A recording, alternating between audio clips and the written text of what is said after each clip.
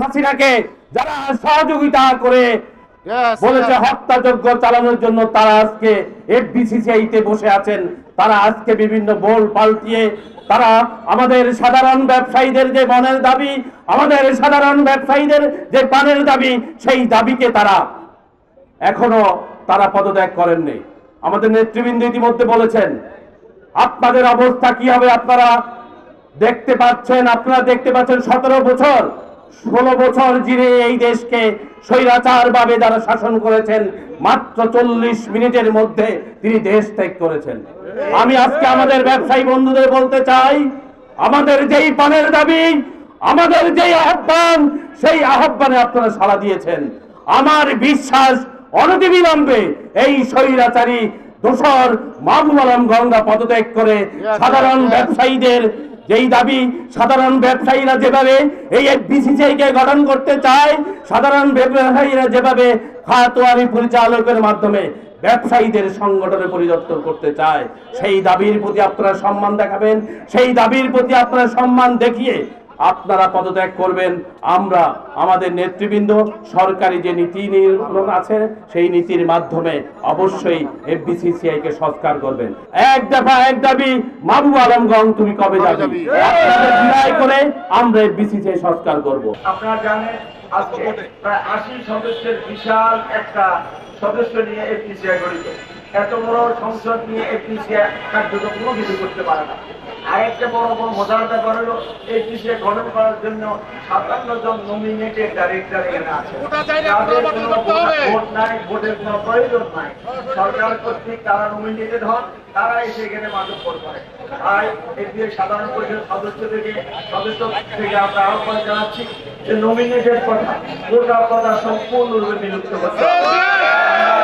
কথা আমরা চাই না, গোটা কথা কোনো প্রয়োজন নেই।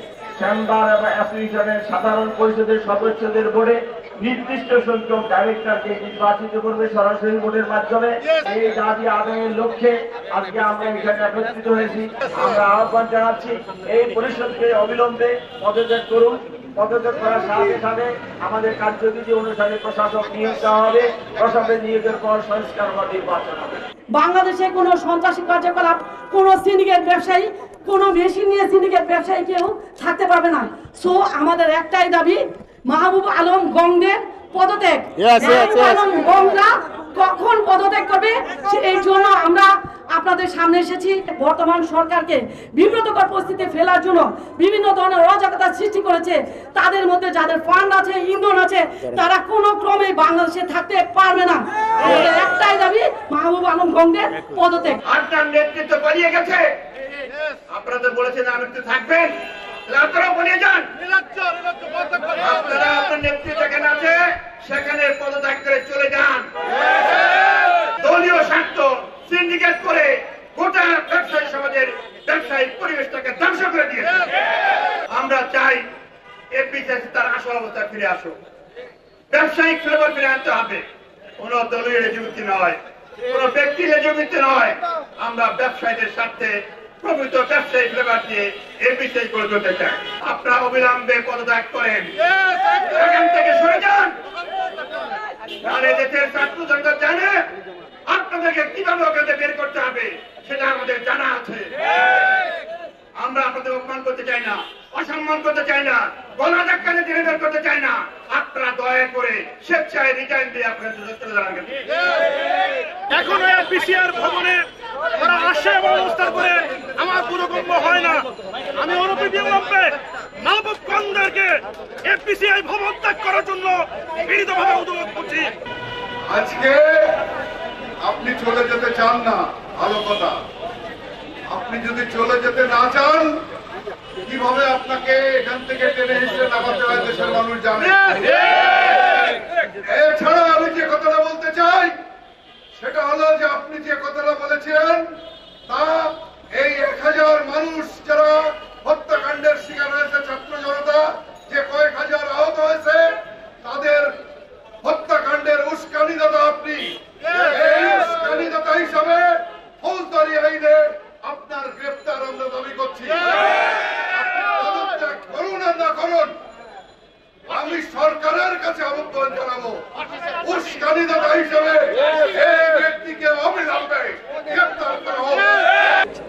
দরবেশ যাওয়ার পর আবার আরেক দরবেশই চলে আসে, তাহলে কিন্তু আমাদের কোনো পরিবর্তন হবে না। অতএব আমাদের স্মরণ রাখতে হবে যে আমরা এই মুহূর্তে কোনো সংস্কার নয়, আমরা আমাদের দায়িত্ব প্রথম বুঝে নিতে চাই, তারপরেই হবে আমাদের সংস্কার, তারপরে আমাদের বিসিসিআইকে ঢেলে সাজানোর কথা।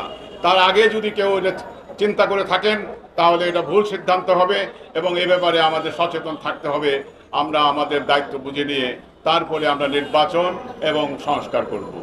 আমি আজকে দুঃখ ভারাক্রান্ত হৃদয়ে বলতে চাই যে এই এফবিসিসিআই এর প্রতিটি ইটের সঙ্গে যাদের সম্পর্ক ছিল তাদেরকে অনেকভাবেই বঞ্চিত করেছেন। আজকে আমার পিছনে যারা দাঁড়িয়ে আছেন অনেকেই আমাদের সেই পুরনো বন্ধুরা, এবং তাদের কথা মনে পড়ে তাদের কষ্ট করে এই এফবিসিসিআইকে দাঁড় করিয়েছিল, কিন্তু সেই এফবিসিসিআই পরিবেশ নেই। আজকে যারা স্বতন্ত্র দায়িত্ব এবং ডাইরেক্টর হয়েছেন এবং যারা নির্বাচিত না, একটা অগণতান্ত্রিক প্রক্রিয়ায় এই এফবিসিসিআইকে দখল করে রেখেছে, তাদের হাত থেকে এফবিসিসিআইকে মুক্ত করেন এবং আপনারা সাংবাদিক ভাইরা সোচ্চার হন এবং এই এফবিসিসিআইকে যদি মুক্ত না করতে পারেন, ব্যবসায়ী সমাজকে যদি মুক্ত না করতে পারেন, এদেশের এই ছাত্র আন্দোলনের সার্থকতা কিন্তু হারিয়ে যাবে।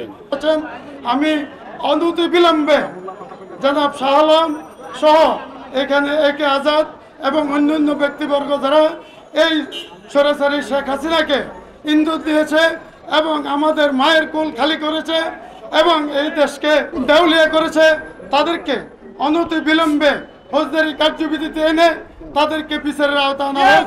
আপনারা জানেন যে বিগত প্রায় 16 বছর খুনি শেখ হাসিনা সরকারের মদতপুষ্ট হয়ে এফবিসিআই পরিচিত হয়েছে। সাধারণ ব্যবসায়ীদের আশা আকাঙ্ক্ষা, তাদের মতামত নিয়ে কোনো কাজ করা হয় নাই। আমরা সাধারণ ব্যবসায়ীরা সোচ্চার হয়েছে। আমরা মাহবুব খানদের পদত্যাগ চাই। পদত্যাগের মাধ্যমে এফবিসিআইকে আবার সংস্কার করে নগর নির্বাচনের মাধ্যমে এরা সাধারণ ব্যবসায়ীদের আশা আকাঙ্ক্ষার পরিষদ গঠিত হবে, সে আশা ব্যক্ত করছি।